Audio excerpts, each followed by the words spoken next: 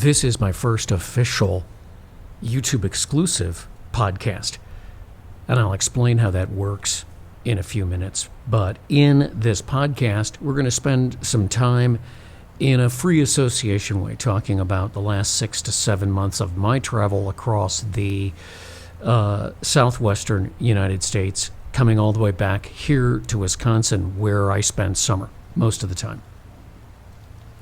And I say that this is my first official exclusive YouTube podcast because I've been playing around with YouTube for about 2-3 years, and over that course of time, I've kind of settled on a kind of style of videos where it's there's a lot of video, there's a lot of production, a lot of editing, and you don't see me as much. You don't even necessarily hear me as much because you're watching and looking at the pictures, right? As we are prone to do on YouTube. But about 2 years ago, Google sunsetted its podcast option. And Google Podcast was a place where I was getting almost as much action as I was on iTunes with my audio podcast. And what they did was they moved all of their Google Podcast stuff over to YouTube. And now we have a whole crop of podcasters who are doing their podcasts on YouTube with the microphone and the whole 9 yards. Now, I've done podcasting and radio for a long time. Podcasting since 2009, audio podcast, 1,200 or so. Audio podcasts that are available at the bobdavispodcast.com. But with video, it's a different medium. Podcasting is a different thing to do in terms of how it sounds and what it looks like, because you listen to them. You don't necessarily watch them, which always confused me. But anyway, I have 2 playlists on my YouTube channel. One is New Bob Davis Podcast Videos. The other is Bob Davis Podcasts. And generally what I've been doing is when I post a video, I just post it on the podcast playlist and on the New Bob Davis Podcast Videos playlist. Well, the podcast part of it was originally set up to accommodate audio podcasts, and I've never really done anything with it. So as a value-added thing for subscribers, I thought, well, what I'll do is I'll do a podcast old school, like I always did. This is what I would do, sit in front of the mic and do podcasts, and then just put it on the podcast playlist only. So the only time that you will see video pop up in one of these podcasts is when I really want to make a point and I've got video of the thing that I want to make the point about. Then you'll see video. But mostly it's just going to be this, me in front of the microphone doing a podcast. I like this because, first of all, this is the format that I am most familiar with. This is the format that the medium that I'm so used to working in, back from the radio days all the way back to when I was like 13 or 14 years old, all the way up to talk radio and all that, and then podcasting from 2009. So I'm very comfortable in this environment. What I've learned doing videos is, and I'm kind of digressing because we're going to talk about other stuff besides video. What I've learned doing videos is that sitting down and just doing a podcast and then putting video to it isn't really going to work. You really have to build it from the ground up as a video. So this is built from the ground up as a podcast. And what are you going to talk about in this podcast, Bob Davis? I've been traveling, as I said at the beginning, for 6 or 7 months, and this time I've been covering ground, as I did when I first started doing the Nomad life thing back 5 years ago. So I'm well into my 5th year of travel, and in this 5th year, instead of sitting all winter in one spot, I travel around a lot. And I'm going to talk about the really stark difference between people who travel, so they spend summer someplace like Michigan or Wisconsin or Illinois or wherever. In upstate New York, I always like to throw in Vermont, Maine, and then they come, or Washington State, and then they go all the way back down to the Southwest someplace, Eastern California, Arizona, or New Mexico where it's warm, or Texas down on the coast where it's warm, or the warmest spot in the United States during the winter months just happens to be that little southwestern corner of Arizona and that southeastern corner of California. That's the warmest spot in the country most of the time in January, unless you want to go to Death Valley. So that's what we're going to talk about. But more importantly, we're going to talk about the effects, what I consider the therapeutic and positive effects of travel. And it's a little bit more involved. I'll also talk about the environment up here in Wisconsin a little bit and what you see behind me. And so let's get into it. So I'm in the boathouse up here in Wisconsin. I have a little corner of family property where I park the mobile podcast command unit, and I'm on the shore of the lake. If you've seen me on Instagram or some of the videos I've done where you've seen the fire pit and everything, it's great because I'm the westernmost person on the property, and I'm also down on the lake. Most people do not come down here, so I'm really kind of alone a lot of the time, which is great. And it's a little boathouse right here where I am. Now, I do want to mention real quickly, I'm in the process of putting together a production video of this process of metamorphosis in this part of the country from winter to spring, and from spring on into summer. I don't have a lot of winter stuff, but I got here a little sooner than I expected. I think I got here in the first couple of weeks of April. And I have a lot of video of rain and no leaves on the trees and other things like that.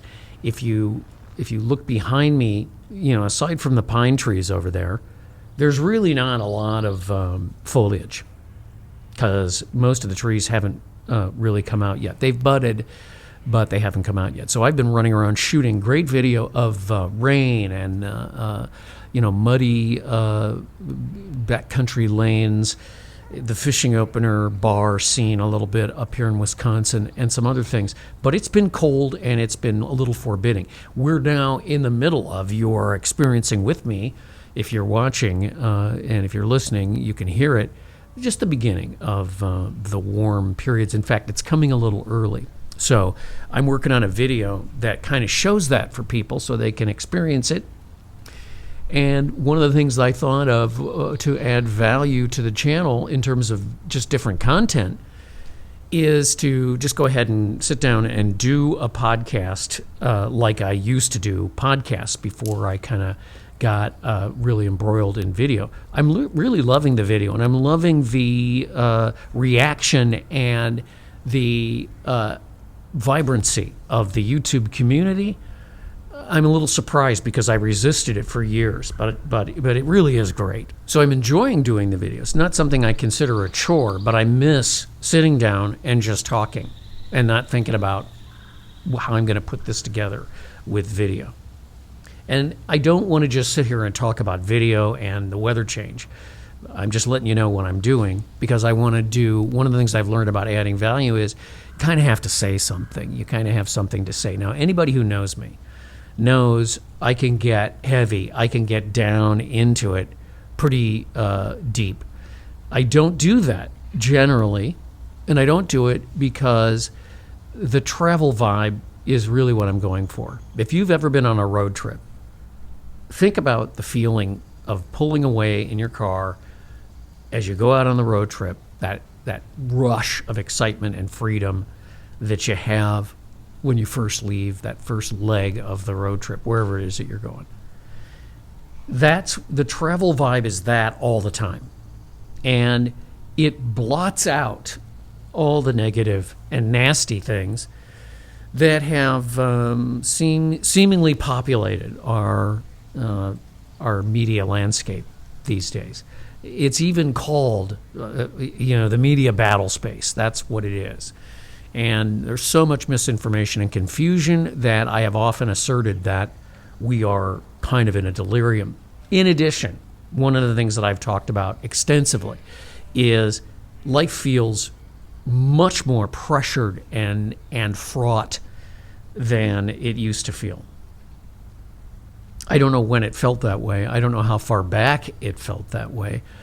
But the thing about travel is it also kind of smooths out and relieves a lot of that day-to-day life pressure of what can only be described as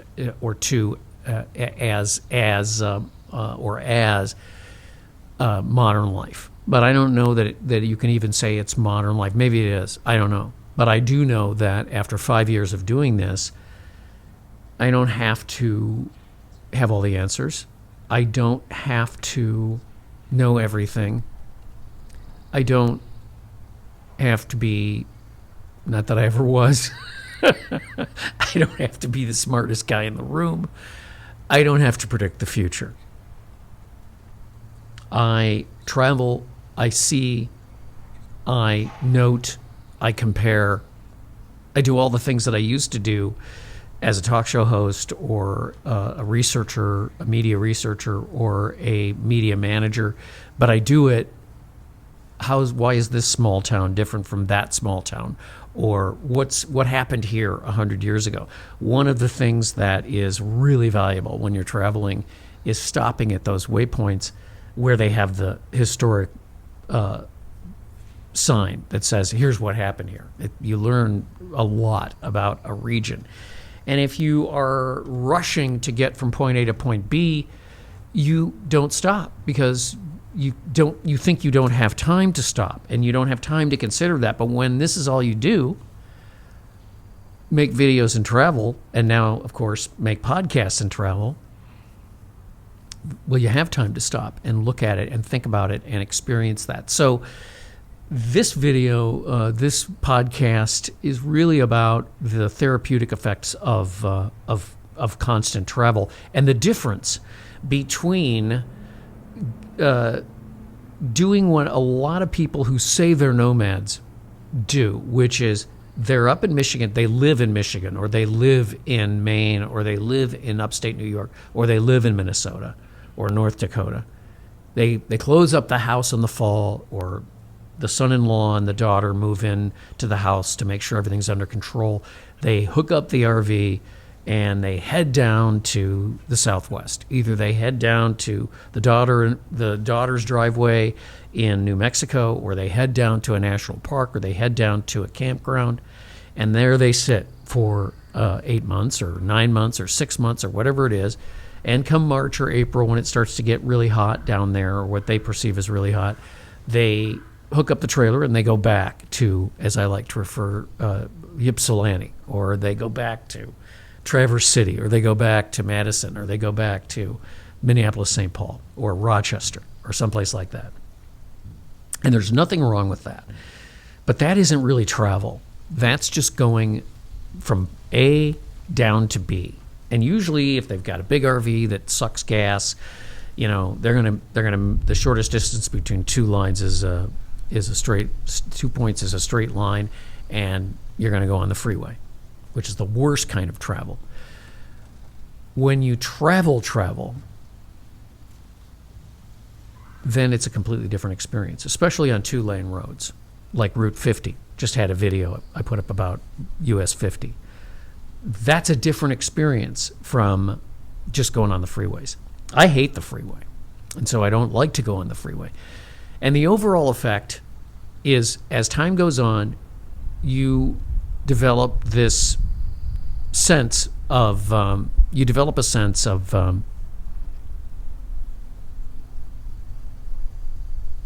reference points. I've been to this town many times. I've been to a place like Ely, Nevada, 3 or 4 different times. So I have a sense of what's going on in Ely, and when I go through it, I'm like, well, I don't know, were they building that when I was here before? And each time I travel on the 2-lane roads, depending on where I'm at, southeast, southwest, northeast, northwest, I'll remember, oh yeah, I remember when I was here. And I think that's one of the really cool things about what I would refer to as layering in travel. And it starts with this low and slow travel where you're not going 80 miles an hour. You're going 45 to 50 or maybe 65, maybe 70 when you have to pass a truck or something. So you're not traveling, hell-bent for leather to get from point A to point B. And then you're not pulling up next to Jed from Oklahoma City with your trailer and then sitting around for the next 8 or 9 months next to Jed, even though you don't know Jed, or maybe you do. I don't know. And I think back in the 80s, I think back in the 90s, people, that's what they did. And they loved it. The World War II vets and the Korean War vets, those guys didn't mind that at all. They loved just sitting in their RVs down in Arizona for the winter, and they didn't necessarily want to travel. So that's the difference between what I would refer to as, my friends call me a vagabond. You're just all over the place. A troubadour is a different term for it, or a nomad, which is an overused term, and that's when you're just living on the road and you're going from place to place, and you don't really plan on being somewhere except you're going to get there on the third or fourth week of April or May or September or something to that effect. Then it's a whole different equation. So let's step back for a couple of years and talk about why I first started traveling without getting too detailed. And I'm doing this because people might see this who have not listened to my other podcast and have not followed this process from beginning in October of 2020 all the way up to the present time. And I'm not going to tell the whole story. I'm just going to say that I didn't know anything about this thing that has become known as Nomad life. I don't even think the movie had come out yet. Maybe it did, but I hadn't seen it. The movie Nomadland, which I've learned since is a very interesting little subset of people. That's not necessarily the nomad experience. But I didn't know any better because I didn't know, and I just jumped. And if you want to know the details, you'll just have to look at the other stuff that I've done over the years on this channel.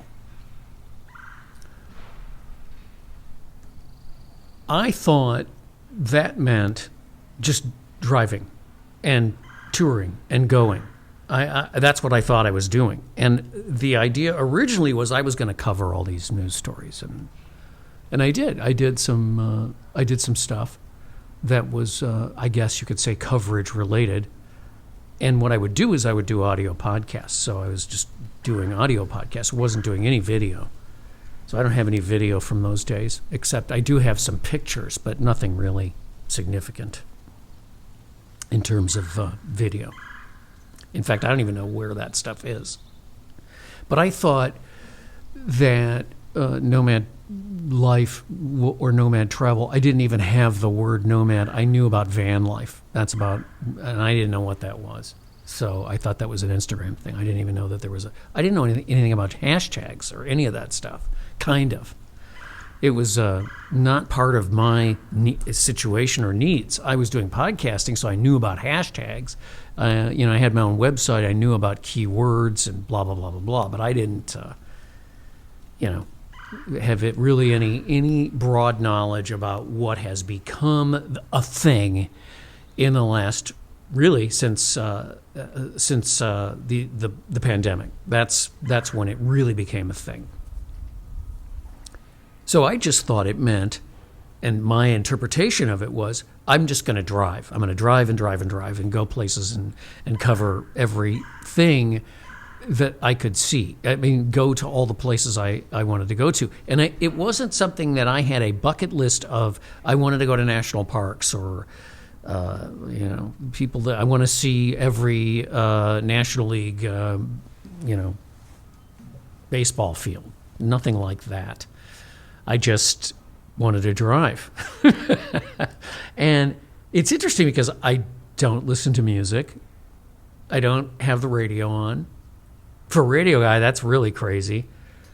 Maybe it's like working in the chocolate factory. I don't know. But I windows down, heat on, nothing, just the sound of the road. Bliss. I mean, really, it was fantastic. It was only later that I discovered Quartzsite, Arizona, and thought, well, this is great. I'll just hang out here, and it's basically free. And that process was interesting because I'm just going to put it to you this way. This is the way I learn. I find something I'm interested in, and I absorb it and can't get enough of it. Learn everything I can about it by being there, by being in it. And then I might move on completely. And I've done some videos about Quartzsite. When I got there, I didn't realize that was really the peak of this so-called Nomad trend. This was really during the pandemic. And the first time I got there, the reason I went there is I wanted to network with and cover the big RV show in Quartzsite. And I was there way early, so I just thought, well, I'll just hang out. And I really didn't hang out well. I really didn't camp well in an environment like that, and I really didn't like sitting. But I did. And then my mom died, and I had to go back to Virginia to deal with all of that. And that was that. So over time, I kept returning there, and what I've observed with Quartzsite, for those of you who are interested in this whole Quartzsite, I get lots of questions. What's it like, and where do how much does it cost, and all this stuff. And it's deteriorated considerably, and I've done videos on that too. So this year, coming out of the pandemic environment, coming out of the pandemic mindset, even though it's 2025, and the thing's been over, there was a mindset, and I just broke from it and decided I was just going to travel this year. So to make a long story short, or to make a short story long, this year I really covered a lot of ground, and if you watch the videos, you'll hear me sort of talking about, well, I don't want to just make this. One of the things I've learned is you don't want to just drive around aimlessly. You got to have a kind of purpose or goal for where you're going and what you're doing. Because when you're doing it because you live in your truck or your RV or whatever it is, you live on the road, you're a person that does that is prone to and can get frustratingly sort of, what am I doing? Why am I doing this? Where am I going? What am I doing? So I like to have a purpose and a plan, even if it's a loose purpose and plan. I like to have a plan for what I'm doing. And what's great about the video channel is it's given me a new lease on, hey, I really want to shoot this and make a video out of this. Or I'm going to decide this is what I'm interested in. This year, I made the decision that I'd read some books about mountain men, and I'd learned that Jedediah Smith in particular, some of you who've been watching the videos are like, oh no, not him again. I'm not going into great detail. Had sort of found the southern route into California. He was a trapper, and he wanted to trap in California because it was an abundant place. And I thought, well, since I'd read about Jim Bridger and people had recommended that I go to Death Valley and that I read Manley, who was another guy, he was the guy that saved the people at Furnace Creek in Death Valley, the people that actually named Death Valley. And I thought, okay, that's what I'm going to do. I'm going to sort of run around and walk in their footsteps and learn a little bit more. Another time when I was traveling in the early 20s, I was looking for the perfect beach, and I traveled all along the perfect beaches, as many as I could find, from New Orleans all the way over to the west coast of Florida. That was pretty cool. So when you have a purpose to travel, you do it. But here's where I'm going with all this.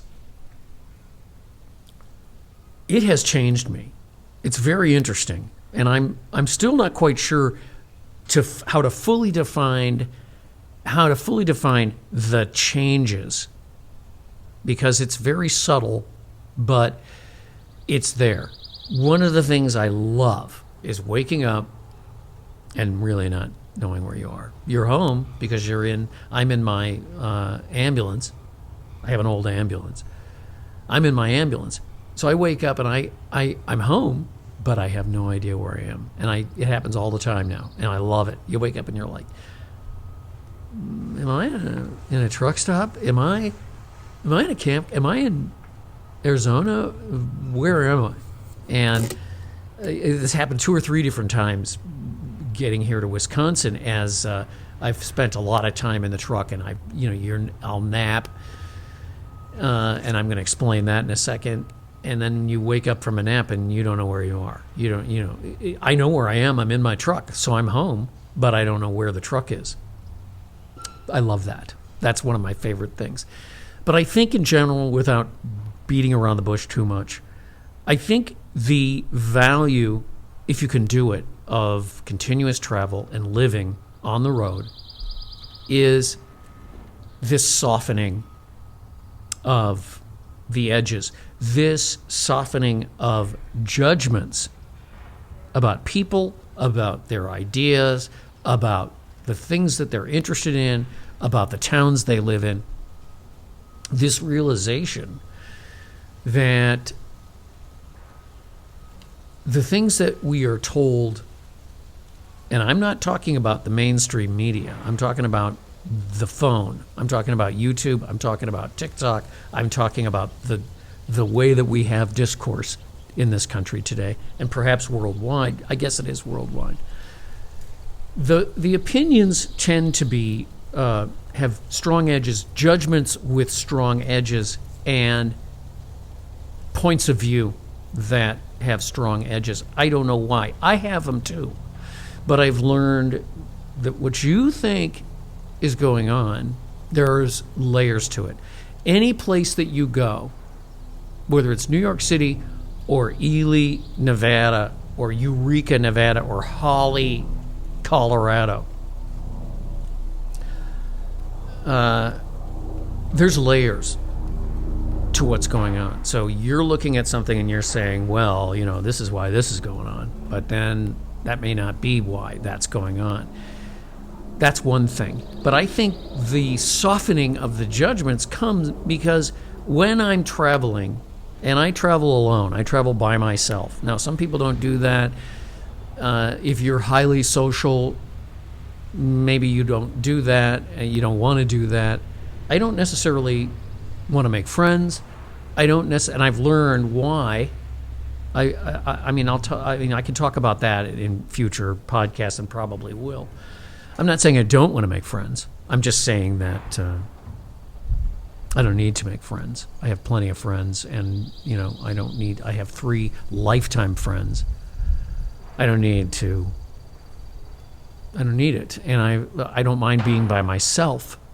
So you're traveling by yourself, and there's a discourse going on in the back of my mind, and that discourse is extremely valuable, because if you don't have the radio on, if you don't have stimulus, you're thinking as you drive, and that I think is probably the main thing that contributes to this changing and softening of your views about things. And it's a good place to be, because you can sort of take people in, you can take things in, you can take situations in, and instead of drawing a conclusion immediately, you can say, well, let's see what happens. Or I hope this is what happens, but maybe it won't.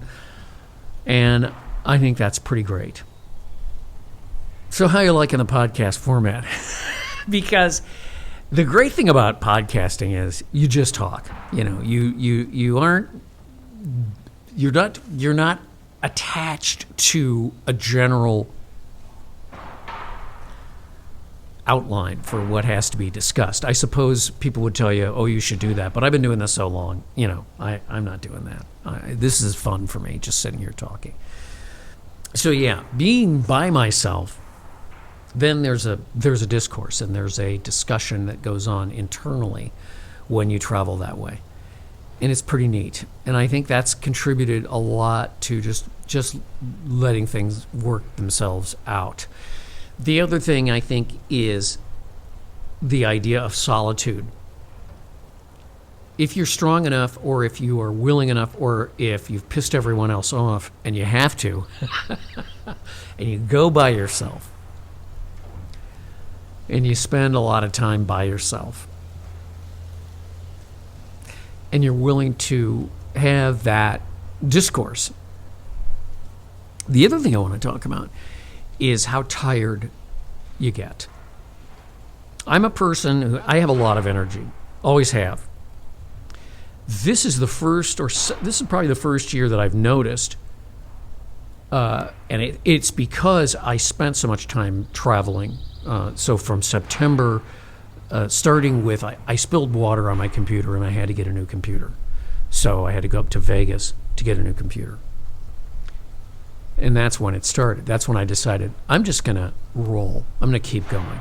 And I went to Vegas twice. I went to Death Valley twice. I didn't go to Grand Canyon this year because I spent almost a month the year before at the Grand Canyon, not by choice. I got stuck there, and it was great. I went to San Diego, up the Pacific Coast Highway to LA, stayed a couple days, well, it was more like a week in LA, and then continued on up the PCH to the Redwoods. I was going to go up into Oregon and Washington, come across Route 2 to Wisconsin, and decided I didn't want to get into, it was still early, it was late March, early April, and I just didn't want to get into the possibility of going through those passes with great amounts of snow, so I decided to go south, and I went south through Central California to Sacramento, and then went, I can take 50. I'd never done a whole long road trip on 50, so that was the last video I did. I did a short, and I did a video on Route 50 and America's Loneliest Highway, and came across Route 50. I went to the Great Basin. I went to Black Canyon National Park, which I didn't even know existed. I camped in truck stops, And when I got here to Wisconsin, I was physically tired. I'm just starting to get my strength back, and I've just been sleeping for 12, 15 hours at a time sometimes. And at first I was like, wow, this is weird. Now I go to bed pretty late, so I have a fire. Then after the fire at about midnight, I go to bed, but then I sit there and watch YouTube for a couple of hours, I don't know. And I finally fall asleep. So then I've been getting up late. When I'm traveling, I'm getting up at 7 o'clock in the morning. And I think it's very interesting because I think, your body will equalize. You'll get used to that, and you'll do that. And then when you get a place where you can actually rest. So here, I see people, but they only come around during the day. Generally speaking, I'm by the fire, by myself, going through that same meditative process, looking into the fire, watching the sunsets, and experiencing life here. And, I have a cousin-in-law down the way, and he does the same thing. He's, half a mile, a quarter of a mile away. And occasionally I'll step out onto the shoreline and look down the shoreline because the boathouse here is in the way. Look down the shoreline, and I'll see Mark down there at his fire. And that's usually about 1 o'clock in the morning. So I'm out late, but then I sleep late.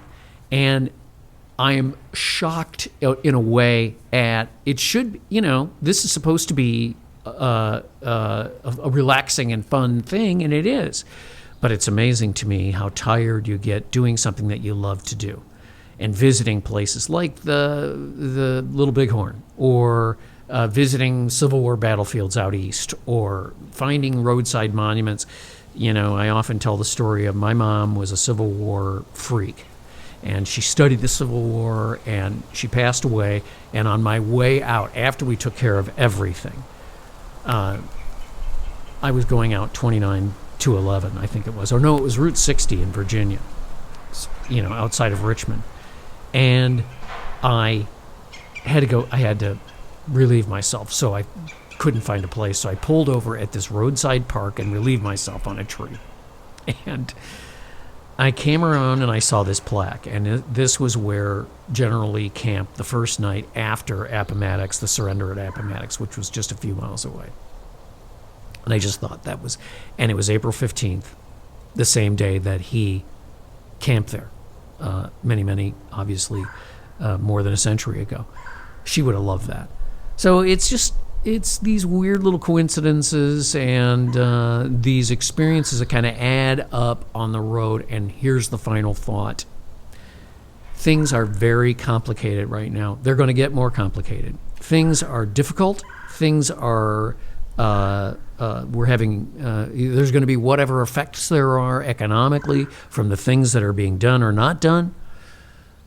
This is always the case, but people are going to get more on edge, I think, in the next few months and perhaps a couple of years on all quadrants, in all quadrants of thought in the United States and the world.